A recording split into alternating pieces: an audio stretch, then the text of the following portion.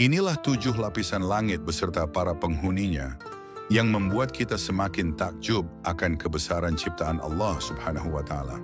Sebenarnya apa saja yang terdapat di dalam langit? Mari kita bahas bersama. Assalamualaikum warahmatullahi wabarakatuh. Pagi yang diberkati ini, Khazanah kembali hadir menyajikan kepada Anda butir-butir cahaya ilmu yang tersimpan dalam luasnya Khazanah Islamiyah. Pada video kali ini, kita akan mengupas lebih dalam tentang 7 lapisan langit serta makhluk-makhluk yang menghuni setiap lapisannya. Pernahkah kalian membayangkan betapa luasnya langit yang terbentang tanpa batas? Langit terdiri dari berbagai lapisan yang luas dan tak terbatas, sebagaimana telah dijelaskan secara jelas dalam Al-Quran. Jadi pastikan untuk menonton video ini sampai selesai, agar tidak ada informasi penting yang terlewatkan.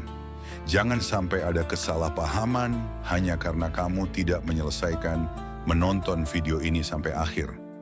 Jangan lupa juga untuk like, komen, dan subscribe agar kamu tidak ketinggalan video-video bermanfaat lainnya dari Khazanah Islamiyah. Semoga video ini bermanfaat dan menambah wawasan kita semua. Beberapa ayat dalam Al-Quran menerangkan tentang penciptaan 7 lapisan langit.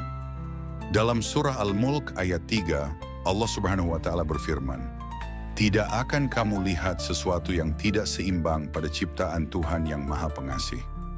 Maka lihatlah sekali lagi, adakah kamu melihat sesuatu yang cacat?" Ayat ini menjelaskan bahwa Allah Subhanahu wa Ta'ala menciptakan langit secara bertingkat dan sempurna. Tidak ada pilar yang menopangnya ataupun tali yang mengikatnya. Hal ini juga ditegaskan dalam surah Luqman ayat 10. Dia menciptakan langit tanpa tiang sebagaimana kamu melihatnya.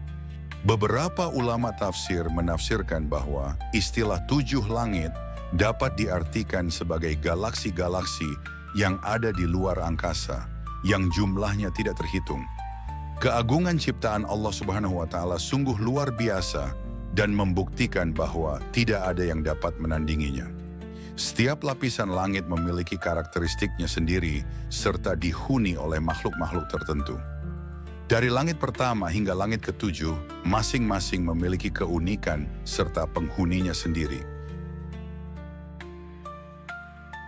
Dalam video ini, saya akan mengajak kalian semua untuk menyelami misteri 7 lapisan langit yang tidak hanya menakjubkan secara visual, tetapi juga menggugah kesadaran spiritual kita. Kita akan menjelajahi setiap lapisan langit, mengungkap rahasia yang telah tersimpan sejak zaman Nabi Muhammad Shallallahu Alaihi Wasallam, terutama dalam peristiwa Isra Mi'raj, sebuah mukjizat luar biasa yang diberikan oleh Allah Subhanahu wa Ta'ala kepada Rasulnya. Dalam peristiwa tersebut, Nabi Muhammad Shallallahu Alaihi Wasallam dapat menembus setiap lapisan langit. Perjalanan ini membawa beliau bertemu dengan berbagai makhluk penghuni langit, termasuk para nabi, hingga akhirnya berdialog dengan Allah Subhanahu wa Ta'ala di Sidratul Muntaha. Peristiwa Isra Mi'raj juga disebutkan dalam Al-Quran, tepatnya dalam surah Al-Isra ayat 1. Maha suci Allah yang telah memperjalankan hambanya pada suatu malam dari Masjidil Haram ke Masjidil Aqsa yang telah kami berkahi sekelilingnya, agar kami perlihatkan kepadanya sebagian tanda-tanda kebesaran kami. Sesungguhnya Dia adalah Maha mendengar lagi Maha melihat. Al-Quran Surah Al-Isra ayat 1. Melalui kisah Rasulullah Shallallahu Alaihi Wasallam yang bertemu dengan para penghuni langit, kita akan mengungkap berbagai rahasia yang dijelaskan dalam Al-Quran dan hadis. Maka bersiaplah untuk sebuah perjalanan penuh makna yang akan mengubah cara pandang kita terhadap alam semesta. Sebelum kita memulai petualangan spiritual yang akan membawa kita lebih memahami keagungan penciptaan langit, alangkah baiknya bagi teman-teman yang menyukai cerita untuk menekan tombol like, meninggalkan komentar, dan berlangganan kanal ini. Dukungan kalian akan memberikan semangat bagi kami untuk terus merangkum dan menyajikan informasi menarik serta unik untuk kalian semua.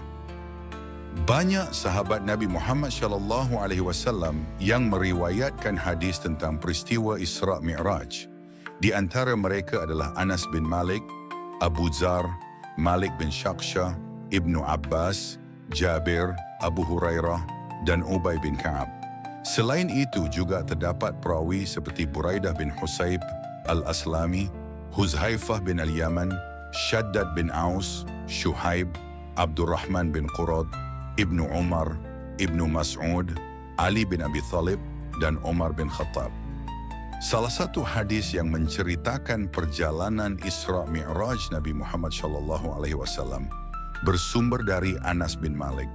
Dalam perjalanannya, Nabi melewati setiap lapisan langit, dan langit pertama ini disebut sebagai langit dunia, karena paling dekat dengan bumi. Langit ini digambarkan terbuat dari emas, dengan kunci yang bercahaya. Langit pertama dihuni oleh para malaikat yang memiliki tugas khusus. Salah satu tugas mereka adalah menyaring amal perbuatan manusia, terutama yang berkaitan dengan ghibah atau pergunjingan. Jika terdapat amal yang mengandung unsur ghibah, maka amal tersebut akan dikembalikan kepada pemiliknya. Malaikat yang bertugas menjaga pintu langit pertama adalah Malaikat Ridwan, yang juga dikenal sebagai penjaga surga. Beliau memiliki peran penting dalam menjaga keamanan langit pertama serta gerbang surga. Ketika memasuki langit pertama, Rasulullah SAW disambut dengan penuh kehangatan oleh para penghuninya. Salah satu penghuni utama di langit pertama adalah Nabi Adam alaihissalam serta ruh-ruh manusia lainnya. Rasulullah melihat Nabi Adam alaihissalam dalam bentuk dan postur sebagaimana Allah Subhanahu wa Ta'ala menciptakannya. Nabi Adam alaihissalam menyampaikan salam dan doa kepada Rasulullah. Dalam riwayat Imam Bukhari, Rasulullah melihat di sisi kanan dan kiri Nabi Adam terdapat kumpulan manusia. Ketika Nabi Adam melihat ke arah kanan, beliau tersenyum, tetapi saat menoleh ke arah kiri, beliau menangis. Rasulullah kemudian bertanya kepada malaikat Jibril, "Wahai Jibril, siapa dia?" Jibril menjawab, "Dia adalah Adam dan mereka yang ada di sekelilingnya adalah keturunannya." Ketika ia melihat ke sebelah kanan, ia melihat para penghuni surga sehingga ia tersenyum. Namun saat melihat ke sebelah kiri, ia melihat para penghuni neraka sehingga ia menangis. Dalam riwayat yang sama, malaikat Jibril kemudian mengajak Rasulullah SAW untuk mengelilingi langit pertama. Di sana Rasulullah melihat dua sungai yang indah mengalir tanpa henti. Jibril menjelaskan bahwa sungai tersebut adalah sumber dari sungai Nil dan sungai Ufrat. Setelah itu, Rasulullah diajak berjalan lebih jauh di langit pertama hingga menemukan sebuah sungai lain yang di atasnya terdapat istana megah yang terbuat dari mutiara dan permata zabarjad, batu permata hijau yang sangat berharga. Nabi Muhammad SAW menepukkan tangannya ke permukaan sungai tersebut dan seketika tercium aroma kasturi yang sangat harum. Sungai ini adalah Telaga Al-Kautsar, sebuah telaga istimewa yang disediakan oleh Allah Subhanahu wa Ta'ala khusus untuk Nabi Muhammad SAW. Dalam riwayat yang disampaikan oleh Anas bin Malik, Rasulullah bersabda, "Sungguh aku memiliki sebuah telaga yang luasnya sejauh antara Baitul Maqdis dan Ka'bah." Dalam riwayat lain disebutkan, luas telaga ini terbentang antara Baitul Maqdis hingga Shana atau Yaman. Airnya lebih putih dari susu dan lebih manis dari madu. Di sekelilingnya terdapat gelas sebanyak bintang di langit. Dari surga mengalir dua aliran yang menuju telaga ini. Satu aliran dari perak dan satu lagi dari emas. Siapapun yang meminum air dari telaga ini tidak akan pernah merasa haus selamanya. Hadis ini diriwayatkan oleh Abu Ya'la dan Ibnu Hibban. Semoga kita semua kelak dipertemukan di Telaga Al-Kautsar. Amin. Mungkin ada pertanyaan di benak kita, Apakah langit pertama ini adalah langit yang biasa kita lewati dengan pesawat terbang? Tempat di mana awan terbentang dan burung-burung melayang di angkasa? Dalam konsep Islam, langit pertama yang dimaksud bukanlah langit yang kita lihat sehari-hari, melainkan sesuatu yang berada jauh di atas lapisan atmosfer bumi. Awan yang kita lewati saat terbang dengan pesawat hanyalah bagian dari troposfer, yaitu lapisan atmosfer tempat udara masih bisa dihirup.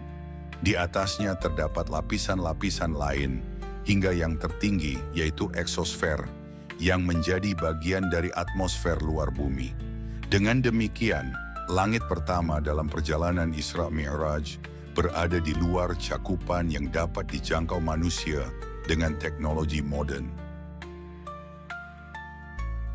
Setelah melewati langit pertama, Rasulullah Shallallahu Alaihi Wasallam melanjutkan perjalanan menuju langit kedua. Langit ini disebut sebagai Ma dan dikatakan terbuat dari besi atau marmer putih. Penjaga langit kedua adalah malaikat Rubail yang bertugas menilai amal perbuatan manusia berdasarkan tingkat kemuliaan hati mereka. Saat Rasulullah tiba di langit ini, seperti sebelumnya, beliau dan malaikat Jibril disambut dengan penuh penghormatan oleh para penghuninya. Di langit kedua ini, Rasulullah bertemu dengan dua nabi yang memiliki hubungan erat, yaitu Nabi Isa bin Maryam dan Nabi Yahya bin Zakaria. Keduanya memiliki kemiripan dalam hal pakaian serta gaya rambut. Mereka duduk bersama umat masing-masing. Rasulullah menggambarkan Nabi Isa memiliki postur tubuh sedang dengan warna kulit putih kemerah-merahan. Rambutnya terurai rapi seakan-akan baru keluar dari tempat mandi, menunjukkan kebersihan dan kesucian dirinya. Rasulullah mengucapkan salam kepada mereka dan mereka membalasnya dengan sambutan yang hangat. Setelah itu, Rasulullah Shallallahu Alaihi Wasallam melanjutkan perjalanannya menuju langit ketiga. Langit ini dikenal dengan nama Harabut dan dikatakan terbuat dari tembaga, meskipun ada pendapat lain yang menyebutkan terbuat dari besi. Di langit ketiga ini terdapat malaikat Israfil, salah satu malaikat utama dalam Islam, yang kelak akan meniup sangkakala pada hari kiamat. Pada langit ketiga ini pula, Rasulullah bertemu dengan seorang nabi yang dikenal karena ketampanannya, yaitu Nabi Yusuf alaihissalam. Ketika Rasulullah tiba di langit ketiga, beliau disambut dengan baik oleh para malaikat, kemudian bertemu dengan Nabi Yusuf bin Yakub.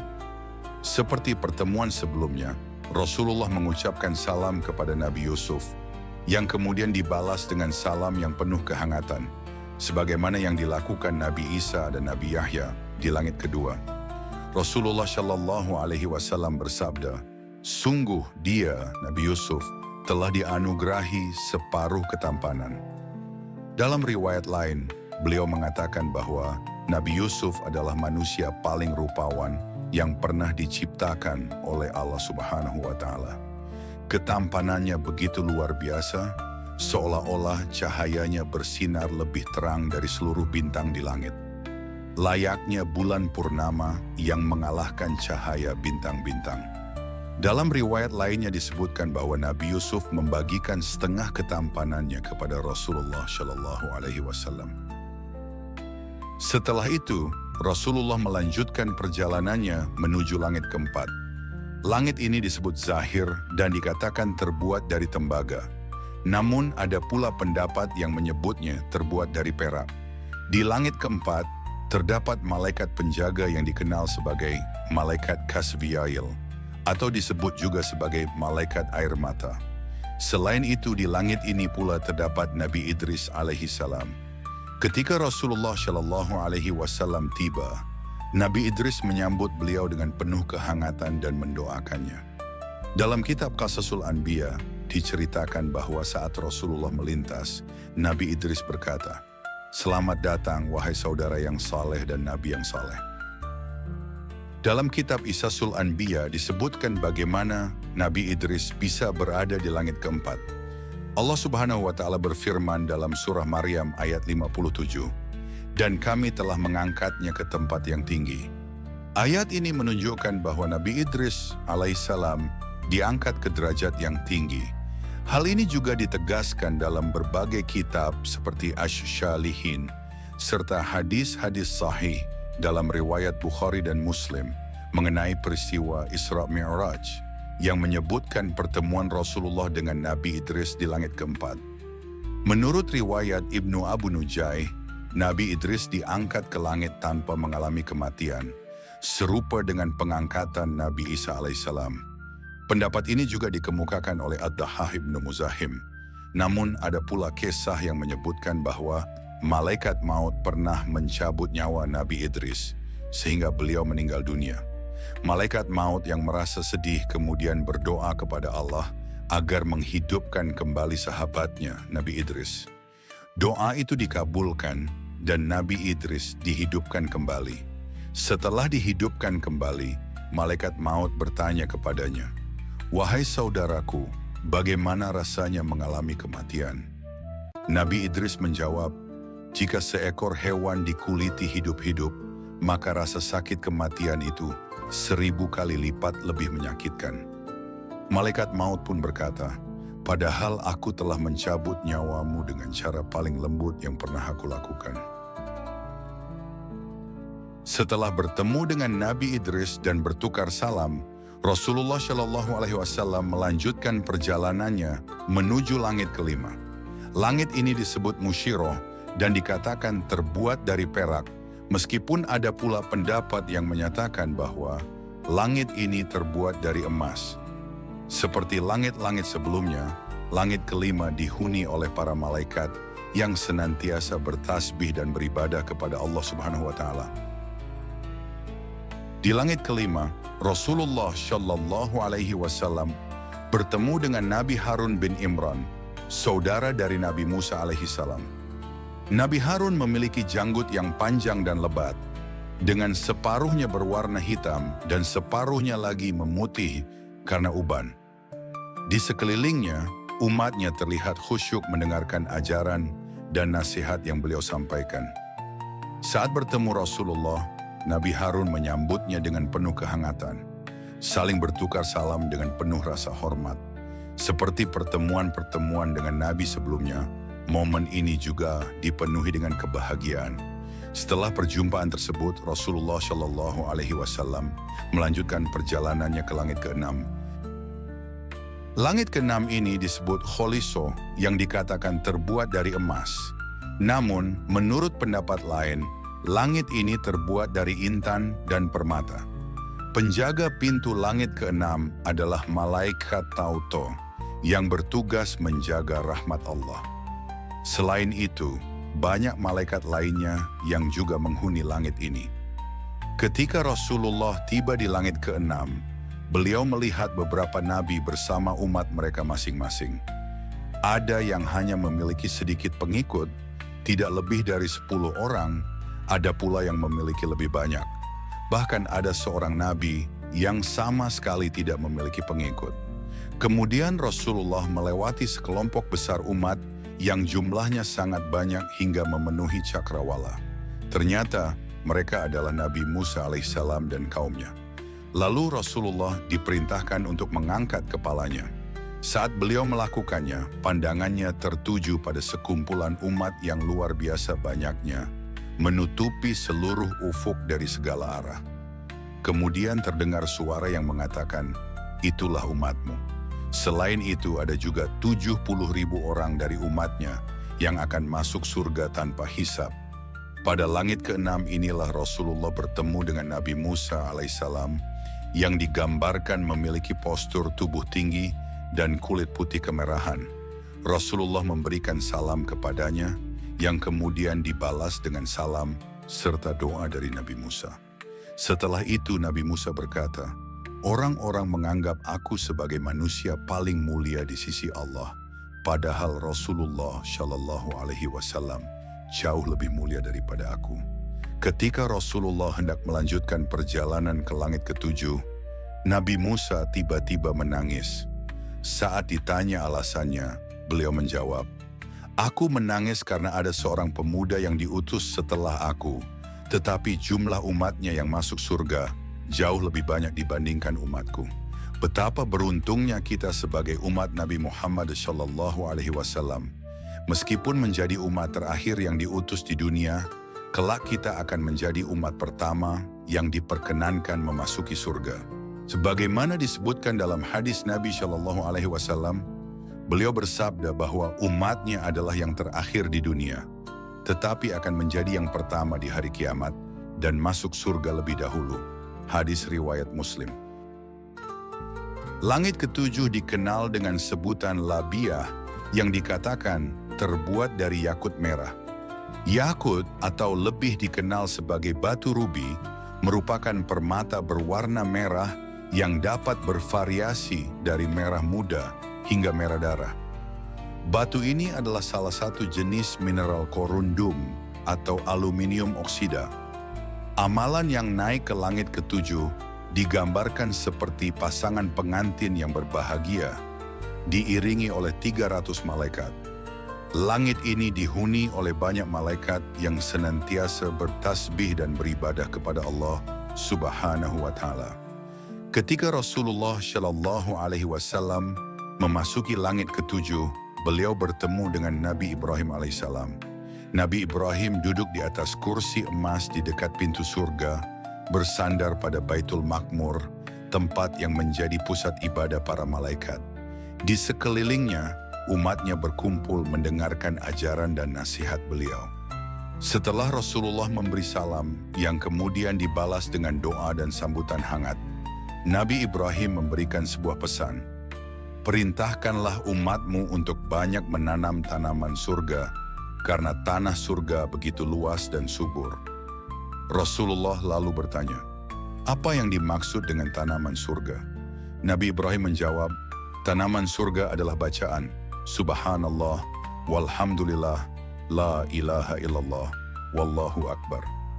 Dalam riwayat lain, Nabi Ibrahim juga berpesan, sampaikan salamku kepada umatmu dan kabarkan kepada mereka bahwa tanah surga sangat indah, airnya sejuk, dan tanaman-tanamannya tumbuh dari zikir tersebut. Setelah pertemuan tersebut, Rasulullah Shallallahu Alaihi Wasallam diangkat menuju Sidratul Muntaha, sebuah pohon yang luar biasa besar. Bayangannya begitu luas hingga seorang penunggang kuda yang cepat sekalipun tidak akan mampu mengelilinginya dalam waktu 70 tahun. Dari bawah pohon tersebut mengalir beberapa sungai, di antaranya sungai air yang jernih dan tidak berubah bau, rasa maupun warnanya. Sungai susu yang putih bersih, sungai madu yang bening dihiasi dengan permata zamrud dan batu-batu mulia lainnya. Keindahan Sidratul Muntaha tidak dapat digambarkan dengan kata-kata.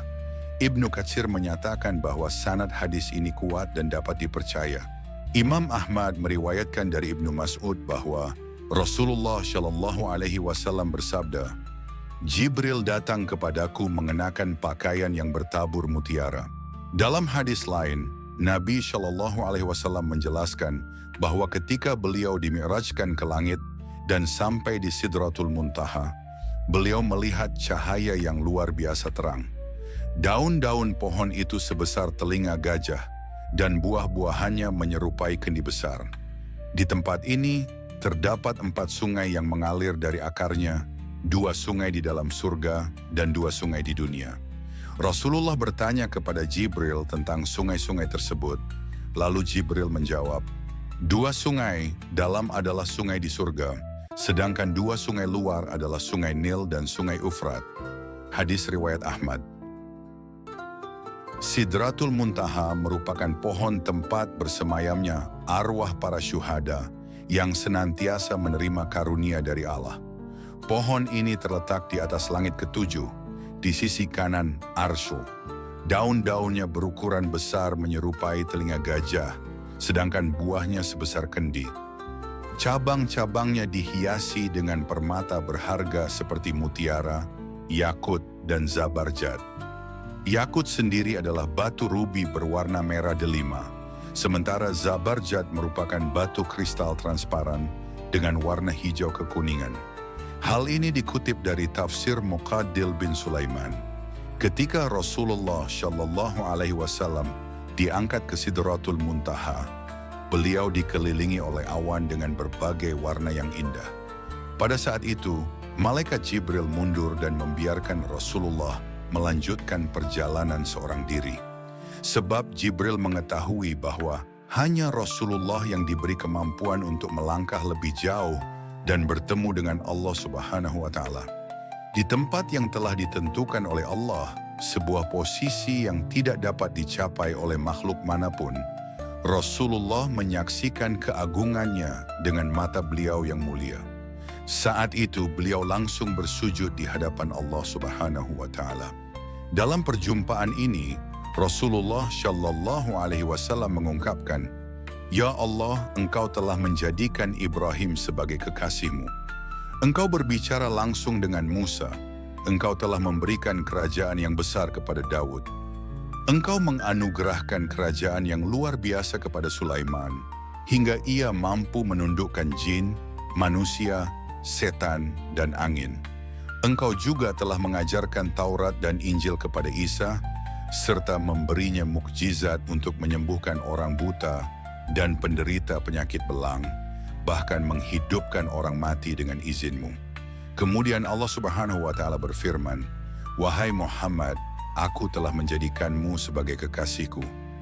Dalam hadis sahih yang diriwayatkan oleh Imam Muslim dari sahabat Anas bin Malik, Rasulullah Shallallahu Alaihi Wasallam bersabda bahwa Allah pertama kali mewajibkan 50 kali salat sehari semalam bagi umatnya.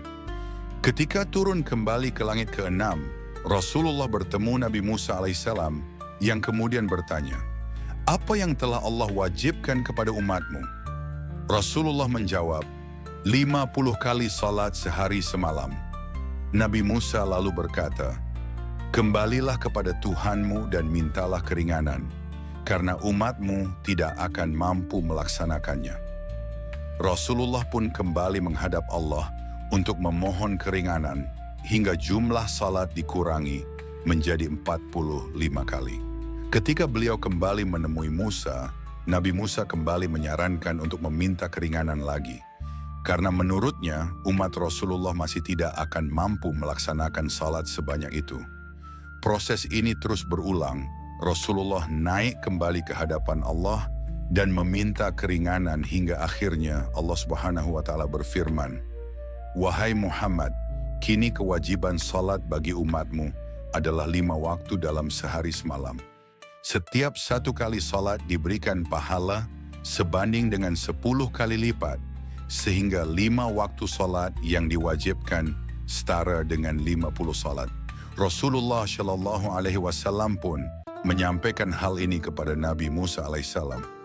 Namun Nabi Musa tetap menyarankan agar beliau kembali menghadap Allah untuk meminta keringanan. Namun Rasulullah menjawab, "Aku telah berulang kali kembali menghadapnya, hingga aku merasa malu untuk meminta lagi." Hadis riwayat Muslim. Setelah menerima perintah ini, Rasulullah Shallallahu Alaihi Wasallam kembali turun ke bumi dan menaiki burak hingga tiba di Mekah Al-Mukarramah sebelum waktu fajar. Ketika pagi menjelang, beliau pun menyampaikan peristiwa luar biasa ini kepada umatnya. Namun banyak di antara mereka yang tidak mempercayainya. Sebagian bahkan menuduh beliau telah gila atau sebagai tukang sihir. Orang pertama yang dengan penuh keyakinan membenarkan peristiwa ini adalah Sayyidina Abu Bakar. Oleh karena itu, beliau mendapat gelar Asy-Syiddiq yang membenarkan. Akan tetapi, ada juga orang-orang yang sebelumnya beriman, kemudian kembali murtad karena meragukan kebenaran Isra Mi'raj. Padahal inti keimanan adalah membenarkan, mempercayai, dan menerima sepenuh hati segala yang dibawa dan disampaikan oleh Nabi Muhammad Shallallahu Alaihi Wasallam. Sebab beliau adalah sosok yang mustahil berbohong atau mengkhianati risalah yang diembannya. Rasulullah dikenal dengan berbagai gelar mulia seperti Al-Amin yang terpercaya, Asy-Syadiq yang selalu jujur, dan Al-Masduq yang setiap ucapannya dibenarkan. Semoga salawat dan salam senantiasa tercurah untuk beliau. Itulah perjalanan menembus 7 lapisan langit dan para penghuninya. Nabi Muhammad SAW menjadi manusia pertama yang berhasil mencapai langit ke-7 dalam peristiwa Isra Mi'raj dengan mengendarai burak. Sementara itu, manusia biasa hanya bisa mencapai ketinggian tertentu di langit pertama, seperti saat menaiki pesawat terbang. Namun, apakah pesawat yang kita naiki itu benar-benar telah mencapai langit pertama? Jawabannya tidak, karena pesawat hanya mampu menjangkau lapisan atmosfer dan awan. Gambar atau ilustrasi yang sering kita lihat tentang langit pertama hingga langit ke-7 hanyalah bentuk visualisasi manusia. Pada kenyataannya, kita tidak bisa menggambarkan secara nyata bentuk langit dan Sidratul Muntaha. Hanya Allah yang Maha mengetahui dan hanya manusia pilihannya, seperti Rasulullah SAW, yang diberikan kesempatan untuk melihat langsung keindahan langit dan seluruh isinya. Demikianlah yang dapat saya sampaikan. Jika ada kebenaran dalam cerita ini, itu berasal dari Allah. Namun jika ada kesalahan atau kekurangan, itu datang dari saya sebagai manusia biasa. Semoga teman-teman semua senantiasa dalam lindungan Allah, dilancarkan rezekinya, dan dimudahkan segala urusannya. Semoga juga semua keinginan dan harapan segera terwujud. Sampai jumpa di kisah menarik berikutnya. Wassalamualaikum warahmatullahi wabarakatuh.